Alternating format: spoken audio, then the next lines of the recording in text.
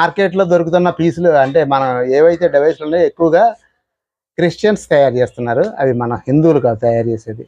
అవి చూసిన తర్వాతనే నాకు మనస్తాపం కలిగి అసలు మన సంపద ఎవరికో దారబోయటం ఏమిటి, మనం ఎందుకు తయారు చేయకూడదు అని చెప్పేసి ఒక కసితో ఇది అంటే ఇందాక అన్నారు చూడండి, ముళ్ళుని ముళ్ళుతో తీయాలని.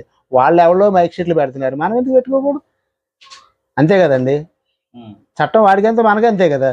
మరి మన దేవాలయంలో మనమేం పాపం చేసుకున్నాం ఈ పలికించుకోవడానికి?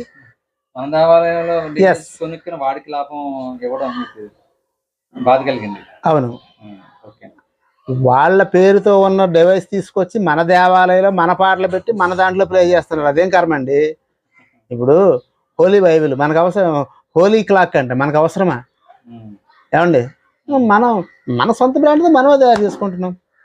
ఓకే అండి, అయితే నేనైతే చూడడం, డైరెక్ట్గా చూడడం చాలా బాగుండడం, నాకైతే చాలా బాగా నచ్చింది. ఇది ఇందులో చాలా కష్టం ఉంది. కష్టాన్ని మధ్యలో కరెంట్ లేకపోయినా 2 రోజులు 3 రోజులు కరెంట్ లేకపోయినా టైం ఏమాత్రం సమయం తేడా రాదు. కరెక్ట్గా సమయానికి అది సేమ్ ఆ టైంకి ఎంత అయిందో ఆ టైమే ప్లే అవుతుంది.